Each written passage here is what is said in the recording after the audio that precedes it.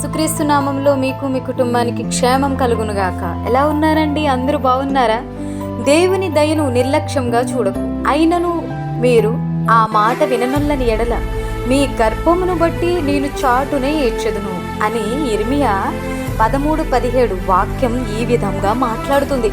ప్రధాన యాజకులు, పెద్దలు, శాస్త్రులు అందరూ నీవు క్రీస్తువా, దేవుని కుమారుడువా అంటూ ప్రశ్నలు వేస్తూ ముఖమున ఉమ్మివేస్తున్న, ముసుగు వేసి పిడుగుద్దులు గుద్దుతూ అరచేతులతో కొడుతూ ప్రవచించమని అపహాస్యం చేస్తున్న వారు నలు దిశల చుట్టి ఉండగా అవేవి తమకు నొప్పిగా బాధగా అనిపించలేదు, హృదయాన్ని గాయాలు చేయలేదు. కానీ తన ప్రియమైన శిష్యుడు మరణం వరకు నీతోనే ఉంటాను, మరణించవలసి వచ్చిన నేను నిన్ను విడువని అని కొన్ని గంటలకు ముందు చెప్పిన శిష్యుడు అతనెవరో యేసు నాకు తెలియదు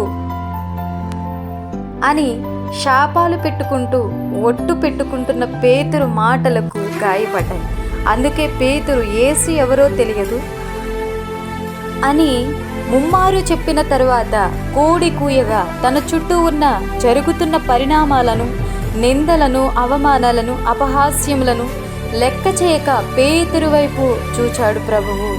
ఆ చూపులో నేను ఎంతగానో నమ్మితే ఇలా చేశావేంటి?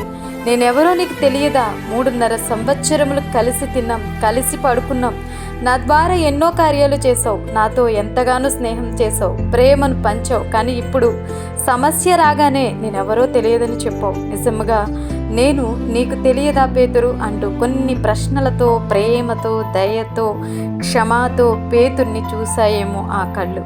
అందుకే పేతురికి ఒక్కసారిగా దుఃఖం పొంగుకొచ్చింది.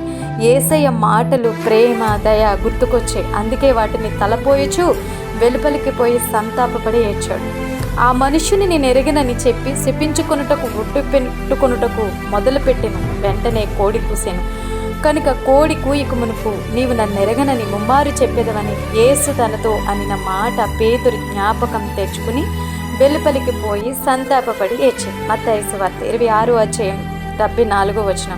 ఓ విశ్వాసి, నీవు నేను దేవుని ప్రేమను గ్రహించక, గుర్తించక పాపం చేసేది, పాపంలో పడిపోయేది ఒక్క క్షణమే కావచ్చు. కానీ ఆ ఒక్క క్షణం క్రీస్తు శిలువలో పడిన శ్రమల కంటే, తన శరీరానికి తగిలిన కొరడా దెబ్బల కంటే, ముండ్ల కిరీటం చేసిన గాయం కంటే, దూషణల అపహాస్యం కంటే ఎక్కువ గాయం చేస్తాయి అని ఎప్పుడైనా ఆలోచించావా? దేవుడు ప్రేమమయుడే కదా, క్షమ హృదయుడే కదా అని ఎన్నిసార్లు పాపం చేసినా క్షమించేస్తాడులే, మనం మన్నించేస్తాడులే అని ఆలోచిస్తూ, ఆయన కోపం నిమిషమాత్రం ఉంటుంది కానీ ఆయన దయ ఆయుష్కాలం అంతా ఉంటుంది కదా అని ఆయన ప్రేమను చులకనగా చూస్తున్నావేమో, జాగ్రత్త. జీవం గల దేవుని చేతిలో పడుట భయంకరము. హెబ్రీ 10:31. ఇప్పుడైనా ఒక్కసారి నీ బ్రతుకుని పరిశీలించుకో, యేసయ్య ప్రేమని అర్థం చేసుకో, నీ హృదయాన్ని మార్చుకో. నీవు ఎప్పుడెప్పుడు నిజముగా మార్పు చెందుతావని ఆశతో ఎదురు చూస్తున్న యేసయ్య యొద్దకు రా. నీకు నాకు నిత్య జీవం అందించాలనే కోరిక క్రీస్తు కలిగి ఉన్నారు. మన కోసం మరణించారు. అంతేకాని మన నటనలతో, వేషధారణతో లోకాన్ని, క్రీస్తుని, సంఘాన్ని మాయ చెయ్యాలని కాదు. కాబట్టి అవిధేయులముగా జీవించి చేతిలో పడి శిక్షింపబడక ముందే, విడవబడక ముందే జాగ్రత్త పడదాం.